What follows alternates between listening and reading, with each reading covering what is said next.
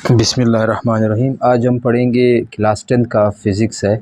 इसका चैप्टर 1 है जो कि एसएचएम सिंपल हार्मोनिक मोशन और वेव्स के मुतालिक है। पहले हम डिस्कस करते हैं कि what is simple harmonic motion. Simple harmonic motion हमारे पास क्या है। अब सिंपल हार्मोनिक मोशन को स्टडी करने से पहले हमें कुछ चीज़ों का पता होना चाहिए, जैसे व्हाट इज़ मोशन, मोशन क्या है, मोशन क्या है। अब मोशन, अगर कोई बॉडी अपनी सराउंडिंग के लिहाज से अपनी प्लेस मुसलसल कंटिन्यूसली चेंज कर रही हो तो हम उस बॉडी को this body will be in motion. ठीक है, अगर कोई बॉडी अपनी सराउंडिंग के लिहाज से मुसलसल अपनी जगह तब्दील कर रही हो तो हम कहेंगे कि ये बॉडी क्या है, मोशन में है।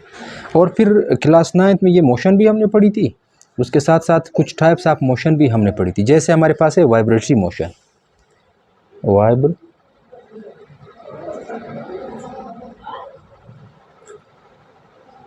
मोशन। अच्छा, वाइब्रेटरी मोशन कौन सी मोशन है। अच्छा, a body is said to be in vibratory motion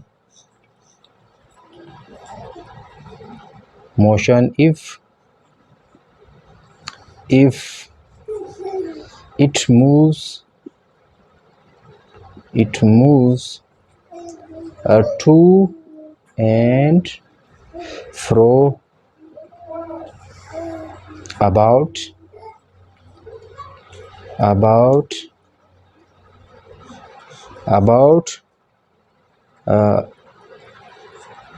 a point.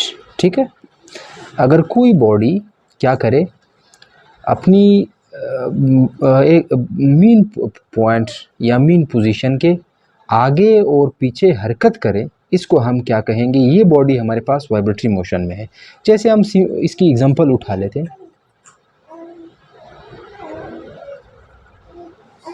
Example हमारे पास है motion of simple pendulum, motion of simple pendulum. ठीक है, अब सिंपल पेंडुलम हमें पता है कि जब हम किसी धागे के साथ एक ठोस सिलेंडर को बांध लेते हैं तो ये एक सिंपल पेंडुलम बन जाता है। अब अगर हम इसको इस पीछे की तरफ ले आएँ तो ये क्या करेगा, यहाँ से फिर इसको छोड़ दे तो ये अपनी इस रेस्ट पोजीशन के आगे और पीछे जो है वो हरकत करना शुरू कर देगा। तो इसको हम क्या कहेंगे, वाइब्रेटरी मोशन। यानी वो मोशन जो कि कोई बॉडी अपनी इस पॉइंट के इर्द गिर्द जो है वो क्या करें, मोशन करें, तो इसको हम क्या कहेंगे, वाइब्रेटरी मोशन। ऐसी मोशन जो हमारे पास क्या हो, कोई बॉडी इस पॉइंट के टू एंड फ्रो जो है वो मूव करें इस रेस्ट पॉइंट के, ये रेस्ट पॉइंट है या फिक्स पॉइंट है, जो भी पॉइंट आप उसको नाम देते हैं, इसके आगे पीछे अगर ये हरकत करें तो इसको हम क्या कहते हैं, वाइब्रेटरी मोशन। अच्छा, वाइब्रेशन आप लोगों ने सुना भी है कि जब आप कोई मोबाइल वाइब्रेशन पे लगाते हैं ना तो वो वाइब्रेट करता है। वो क्या करता है, अपनी जो पोजीशन पे पड़ी हुई है तो ये ऐसे ऊपर नीचे हरकत करता है। ठीक है, ऐसी वाइब्रेशन कर लेता है, तो इसको हम क्या कहते हैं, वाइब्रेटरी मोशन। उसके बाद हमारे पास है SHM simple harmonic motion. Simple harmonic motion. अब सिंपल हार्मोनिक मोशन कौन सी मोशन है, it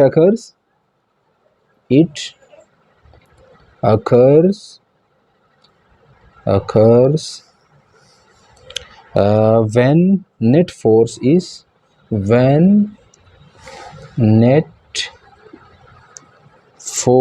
is directly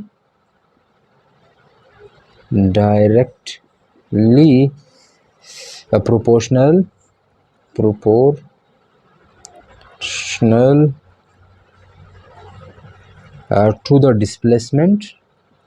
to the displacement displacement from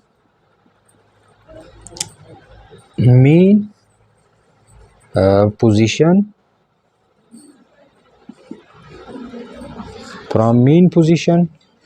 and is always directed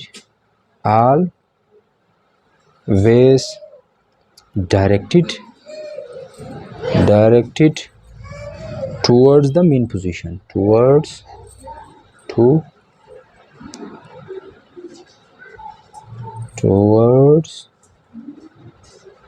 the mean position.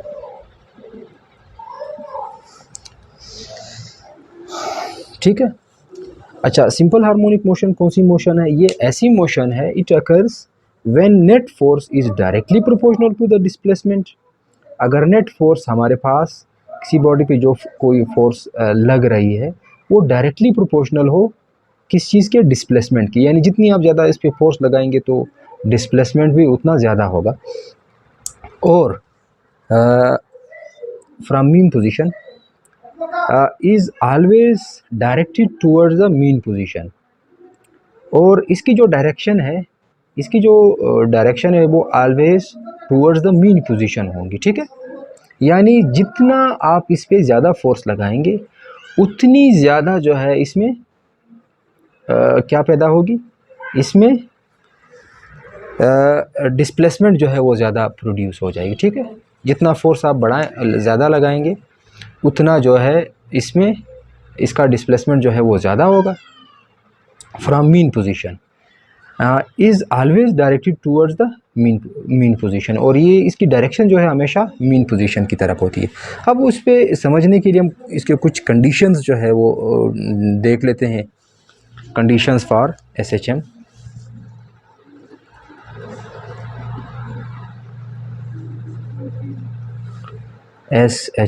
SHM means simple harmonic motion। Acceleration of a body, पहला है हमारे पास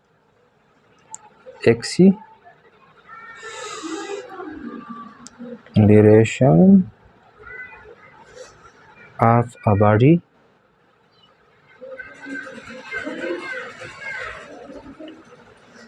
must be directly proportional to the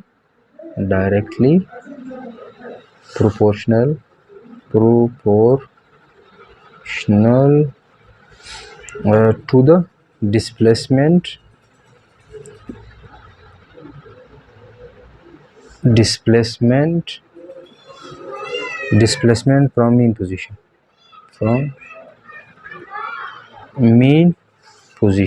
conditions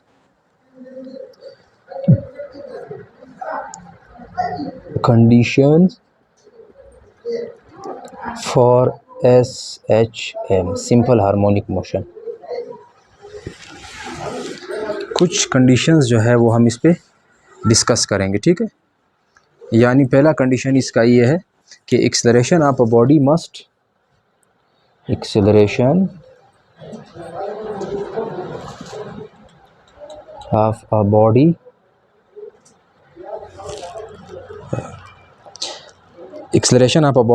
must be directly proportional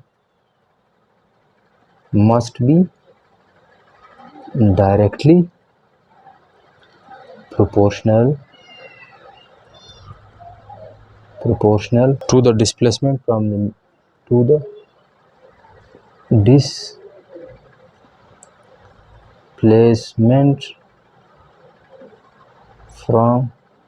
the mean position। ठीक है, यानी जब आप इस पे फोर्स अप्लाई करेंगे ना किसी भी बॉडी पर तो इसमें एक्सेलरेशन प्रोड्यूस होती है। अब ये कहता है कि एक्सेलरेशन जो है of a body must be directly proportional to the displacement from mean position. यानी एक्सेलरेशन जो है वो डायरेक्टली प्रोपोर्शनल होगा किस चीज़ के? Acceleration will be directly proportional to the displacement. यानी जितना आप ज़्यादा फोर्स लगाएंगे तो इसमें एक्सेलरेशन ज़्यादा प्रोड्यूस होगी और एक्सेलरेशन के ज़्यादा प्रोड्यूस होने से इसमें इसकी जो डिस्प्लेसमेंट है वो भी ज़्यादा हो जाएगी, ये बॉडी ज़्यादा डिस्प्लेस हो जाएगी। सेकेंड वन इज़, इसका दूसरा कंडीशन है हमारे पास, acceleration of body should be directed, acceleration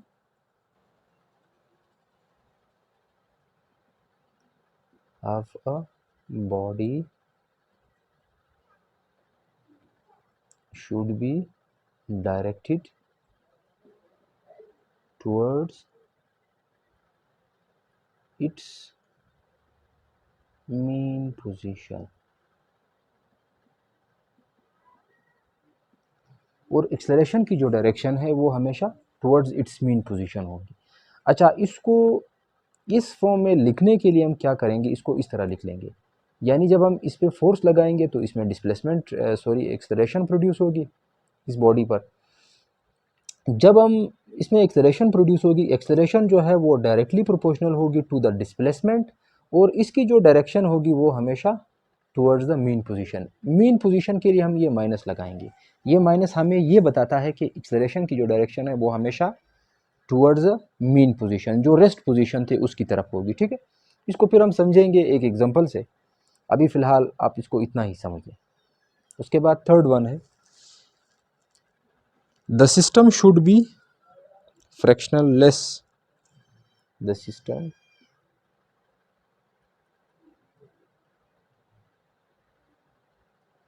should be fractional less and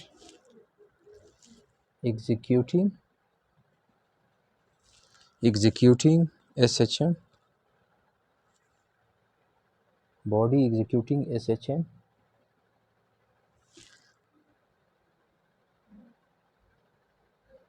inertia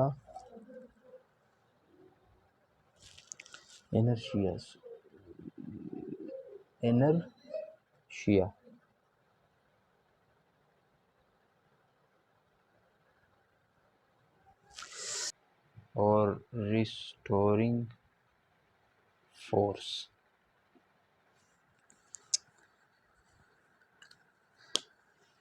इसको समझें सारी कंडीशंस को। पहले हम पहला condition, acceleration of a body must be directed towards directly proportional to the displacement from the mean position. यानी हमने क्या किया, जो एक्सेलरेशन इस बॉडी में प्रोड्यूस हुई वो हमेशा डायरेक्टली प्रोपोर्शनल होगी डिस्प्लेसमेंट की, यानी जितना एक्सेलरेशन ज़्यादा होगी उतना ये बॉडी ज़्यादा डिस्प्लेस होगा। उसके बाद acceleration of a body should be directed toward it's mean position, acceleration की जो डायरेक्शन है वो हमेशा towards mean position. Mean position, ये माइनस का साइन जो है ये हमें बताता है कि एक्सेलरेशन की डायरेक्शन हमेशा मीन पोजीशन की तरफ होगी। फिर the system should be frictionless executing SHM, उसमें फ्रैक्शन जो है वो फ्रैक्शनलेस होगा। Have inertia and restoring force, इसमें इनर्शिया और रिस्टोरिंग फोर्स दोनों जो है, दोनों की बात यहाँ पे आएगी। ठीक है, अब इसको इसकी एक एग्जांपल हम डिस्कस कर लेते हैं, जो कि हमारे पास motion of a mass attached to a spring.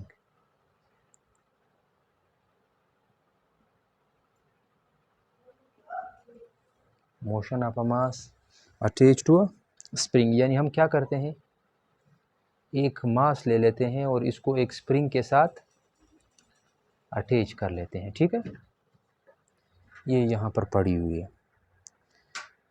जब हम इस पे एक्सटर्नल फोर्स लगाएंगे, क्या करेंगे, एक्सटर्नल फोर्स जब इस पर लगाएंगे तो ये मास जो है ये डिस्प्लेस हो जाएगी, यहाँ पर आ जाएगी। ठीक है, यानी जब हम इस पे मास लगाएंगे तो ये ओ पोजीशन से डिस्प्लेस होकर ए पोजीशन की तरफ आ जाएगी। ठीक है, सही है। अब इसको समझने से पहले हम थोड़ा सा ये हुक्स लॉ की तरफ भी आ जाते हैं। हुक्स लॉ क्या है, Hooke's law, Hooke's law, hook ये कहता है कि the external force the external force applied on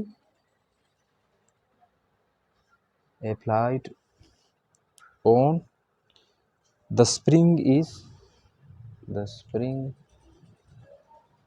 is directly proportional to directly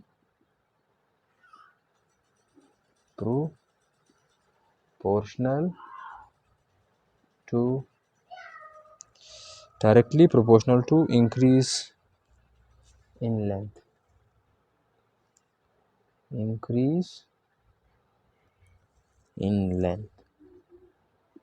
यानी हुक ये कहता है कि जो फोर्स आपने इस स्प्रिंग पर लगाई, ये इसको हम एक्सटर्नल फोर्स कहते हैं। ये एक्सटर्नल फोर्स जो है ये रिस्टोरिंग फोर्स के is directly proportional to the increase in length. अच्छा, ये फोर्स जो है, ये एक्सटर्नल फोर्स, ये डायरेक्टली प्रोपोर्शनल है to the increase in length, यानी जितना आप इस पे ज़्यादा फोर्स लगाएंगे इतना ये स्प्रिंग जो है इसकी लेंथ ज़्यादा होगी, ये ज़्यादा डिस्प्लेस हो जाएगा। ठीक है, ये हुक कहता है।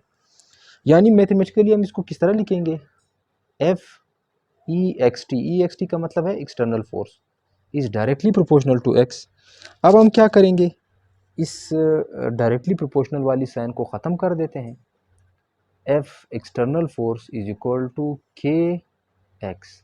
अब ये के क्या है, ये प्रोपोर्शनलिटी को कांस्टेंट है, ये आपने 9th में पढ़ा है। अब ये हमें बेसिकली बताता क्या है, अगर हमारे पास स्प्रिंग सख्त होगा तो इस पे हमें ज़्यादा फोर्स लगानी पड़ेगी, तब वो जाके इस ए पोजीशन पर आएगा। अगर वो स्मूथ होगा तो कम फोर्स से वो इस ए पोजीशन पर आ जाएगा। ठीक है, अब हम इसकी स्प्रिंग, इसको हम क्या कहते हैं, स्प्रिंग कांस्टेंट। स्प्रिंग कांस्टेंट ये हमें बताता क्या है, ये हमें बताता है the ratio of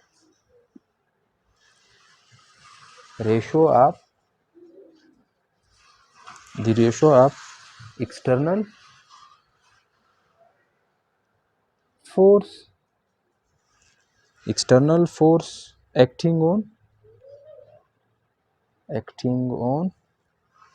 a spring to increase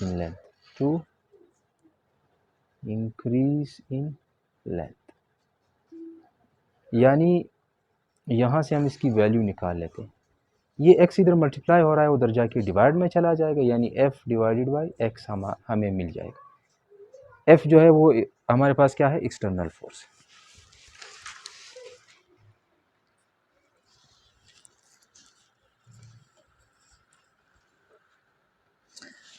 अच्छा, इसका यूनिट क्या है, यूनिट इसका आ जाएगा, हम जानते हैं कि x जो है वो क्या है, लेंथ है। लेंथ का यूनिट जो है वो हमें पता है, लेंथ का यूनिट जो है वो मीटर है, और फोर्स का हमारे पास है न्यूटन। फोर्स का क्या है, न्यूटन है। तो इसका यूनिट हमारे पास आ जाएगा k is equal to newton metre, या हम इसको इस तरह भी लिख सकते हैं।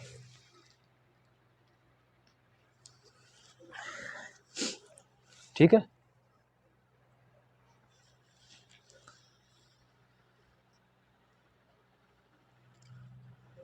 अच्छा, अब रिस्टोरिंग फोर्स क्या है, what is restoring force. Restoring force, एक तो हमने इसमें, जब हमने इस पे फोर्स लगाया, ठीक है, हुक्स लॉ इसमें आ गया, क्योंकि हमने फोर्स अप्लाई की, स्प्रिंग की बात हो रही है ना, तो हुक्स लॉ हमने डिस्कस की। यहाँ पर हमारे पास क्या आया, फिर हमारे पास आया ये प्रोपोर्शनलिटी कांस्टेंट, वो हमने डिस्कस किया। ये एक्सटर्नल फोर्स, इसको हम रिस्टोरिंग फोर्स कहते हैं। जब हम इस एक्सटर्नल फोर्स इस पे अप्लाई करते हैं तो इसमें रिस्टोरिंग फोर्स आ जाती है। ठीक है, एक फोर्स जो है इसमें आ जाती है, इसको हम रिस्टोरिंग फोर्स कहते हैं। When an external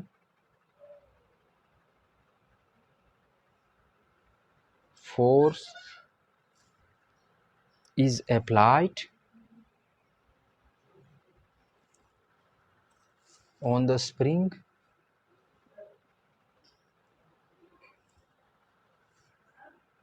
its length increases।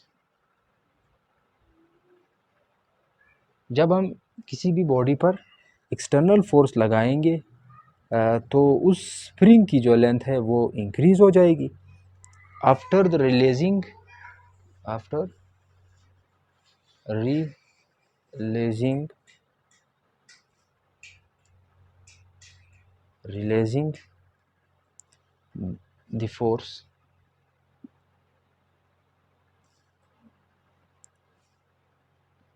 the spring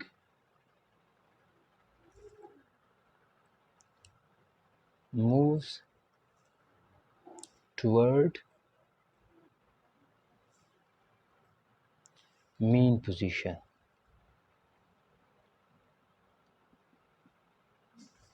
Mean position is due to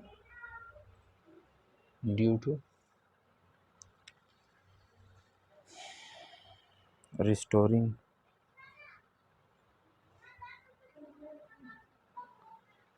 called restoring force. इसको समझ ले, जब हम किसी एक्सटर्नल फोर्स इस बॉडी पे इस मॉस पे लगाएंगे तो ये क्या हो जाएगी, इस ओ से ए तक आ जाएगी, ठीक है।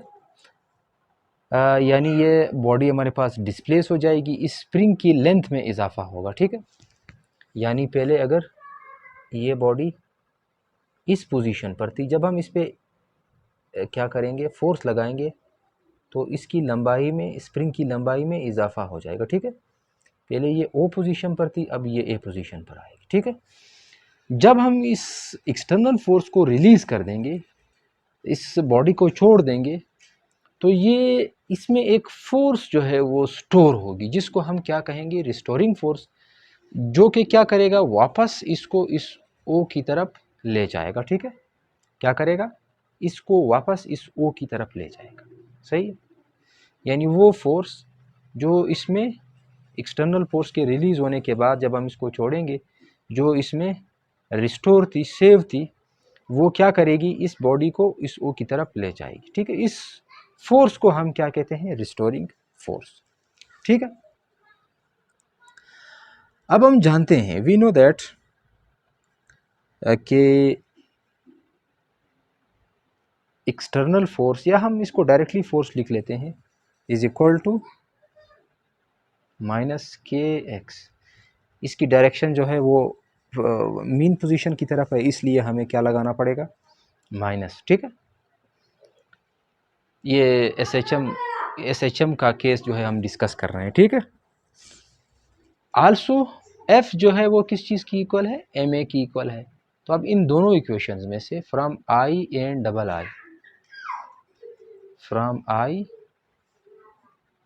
And double I we get m a is equal to minus k x, a is equal to k upon m with minus sign. अगर इसको हम ख़त्म कर लें, मुझे क्या मिल जाएगा, a is directly proportional to minus x.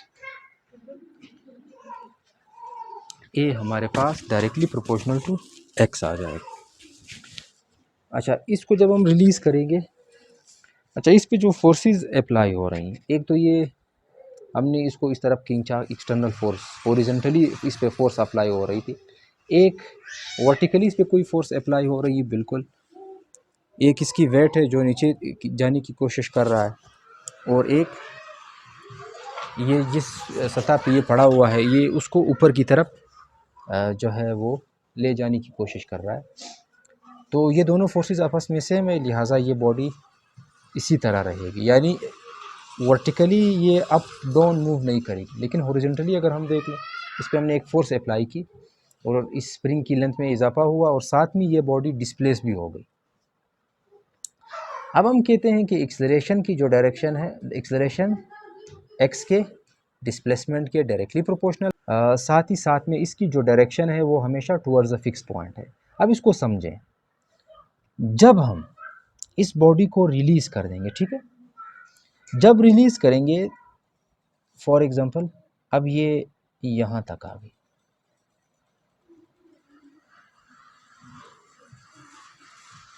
ये ओ थी, ये ए है, ये ए डैश है, ए डैश पे आ गई। जब हम इसको ए से रिलीज़ कर देंगे तो इसकी वेलोसिटी में इजाफा होना शुरू हो जाएगा। क्या हो जाएगा? इसकी वेलोसिटी में इजाफा होगा। जब वेलोसिटी में इजाफा होगा तो वेलोसिटी जो है वो क्या हो जाएगी? Velocity increase. जब वेलोसिटी इंक्रीज़ होगी तो इसमें then positive acceleration will be produce. Positive acceleration, positive acceleration वो एक्सेलरेशन है जब किसी भी बॉडी की वेलोसिटी जब इंक्रीज़ हो रही हो तो उसमें पॉजिटिव एक्सेलरेशन प्रोड्यूस होती है। अच्छा, अब इस पॉजिटिव एक्सेलरेशन की जो डायरेक्शन है, अच्छा ये ए से ओ की तरफ बात हो रही है, ठीक है, ए से बॉडी आ रही है ओ की तरफ। यहाँ पर पॉजिटिव एक्सेलरेशन प्रोड्यूस हो रहा है क्योंकि इसकी वेलोसिटी इंक्रीज़ हो रही है, ठीक है। अब पॉजिटिव एक्सेलरेशन की जो डायरेक्शन है वो हमेशा बॉडी की जो मोशन की डायरेक्शन है, मोशन की डायरेक्शन की तरफ होती है। किसकी तरफ होती है? मोशन की डायरेक्शन। यानी इस एक्सेलरेशन की सिमत जो है वो इस ओ पोजीशन की तरफ है। जब ये ओ से आगे जाएगी, इसको तो ओ पे रुकना चाहिए, लेकिन ये कहता है कि इनर्शिया की वजह से ये आगे चला जाएगा। इनर्शिया क्या कहता है कि अगर कोई बॉडी रेस्ट में है तो रेस्ट में रहे, अगर मोशन में है तो हमेशा मोशन में ही रहे। अब ये ओ से ए डैश की तरफ जाएगी। कहाँ से कहाँ तक? ओ से ए डैश की तरफ। जब ये ओ से ए डैश की तरफ जाएगी तो इसकी वेलोसिटी में कमी वाक़ई होगी। यानी क्या होगा? Velocity decreases. वेलोसिटी, यहाँ पर वेलोसिटी जो है वो डिक्रीज होगी। जब वेलोसिटी डिक्रीज होगी तो इसमें नेगेटिव एक्सेलरेशन प्रोड्यूस होगा। कौन सा एक्सेलरेशन? Negative acceleration produce. जब नेगेटिव एक्सेलरेशन प्रोड्यूस होगा तो नेगेटिव एक्सेलरेशन के मुतालिक हम जानते हैं कि नेगेटिव एक्सेलरेशन की जो सिमत है वो मोशन के सिमत के अपोजिट है। फॉर एग्जांपल, अगर बॉडी इस तरफ जा रही है, मोशन की डायरेक्शन इस तरफ है, तो इस एक्सेलरेशन की डायरेक्शन जो है वो इसके अपोजिट होगी। यानी जब ओ से ए डैश की तरफ जा रही थी, 3 पॉइंट थे हमारे पास, ठीक है, यहाँ पे मैं बना देता हूँ ओ ए ए डैश। यहाँ से जब यहाँ पे आ रही थी तो एक्सेलरेशन ए की डायरेक्शन भी इस ओ की तरफ थी। जब ये यहाँ से इस ए डैश की तरफ आएगी, अब एक्सेलरेशन की डायरेक्शन जो है वो उलट होगी। क्यों उलट होगी? क्योंकि इसकी वेलोसिटी में हर लम्हा इजाफा कमी होगी। इस ए डैश पॉइंट पे आके वो रुक जाएगा, इसलिए इसमें नेगेटिव एक्सेलरेशन प्रोड्यूस होगा। नेगेटिव एक्सेलरेशन की डायरेक्शन जो है वो मोशन की डायरेक्शन के अपोजिट होती है, ठीक है। अब जब ओ से ए डैश जा रहा था तो एक्सेलरेशन की डायरेक्शन भी ओ की तरफ है। जब ये ए से ओ की तरफ आ रहा है फिर भी एक्सेलरेशन की डायरेक्शन इस ओ की तरफ है।